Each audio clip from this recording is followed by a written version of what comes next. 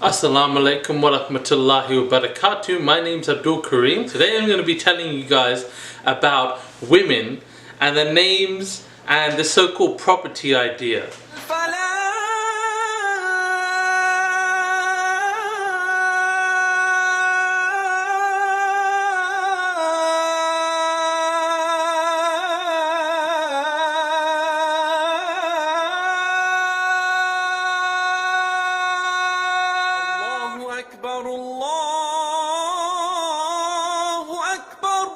And the so-called property idea. Now some people think that, like in Islam, it's tradition for when a girl is born and a boy, not just girls here, but boys too. But when a child is born, they have their father's name, and they say, "Well, this is a sign of property," you know. And people often forget that boys get it too, but they instantly forget. You know, as soon as it's anything to do with people thinking it's property, they forget, oh, the boys don't have it, only the girls have it, but boys and girls both have it.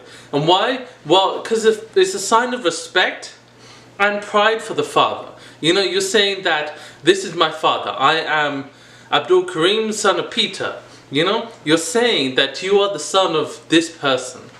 And it's a sign of respecting your fathers, respecting your elders. Remember, we as Muslims are supposed to respect our elders. There's a great deal of respect we're supposed to be giving to our mothers and our fathers. But here, the name we carry down our father's name and his surname. So we carry down his father's name and the surname. Now, unlike in the West, right? Now this is the Western tradition, and this is how it used to be for thousands of years, that a woman born and she would have her father's name. She would literally be the property of her father. This was under Christian law, under pagan law. A woman was the property of her father. And the moment she got married, she was the property of her husband. The only way that a woman could own property was if her husband died, right? If her husband died and she was become a widow, then she owned that property. But the moment she married somebody else, all that property that was hers becomes her husband's property. That is why you find in the Western tradition, the wife takes the husband's last name upon marriage.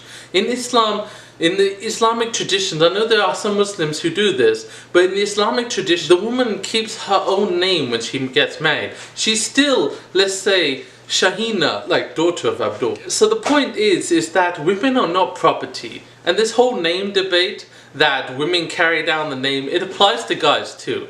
If a guy is born and if a girl is born, they should have their father's name as part of their middle name. That's the point. Women are not property. Islam, we don't view women as property, and there's none of this shifting around the shenanigan. A woman's stuff is her stuff, before and after marriage it's still her stuff. We don't consider people as property. Now, women are not property, so you guys, stop saying that women are owned by men in Islam. That's not true.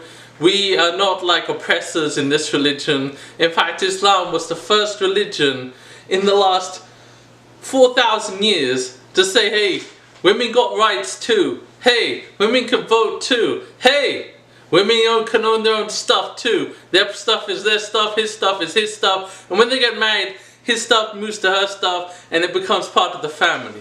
So, hit subscribe below. Power to women. Come to goodness.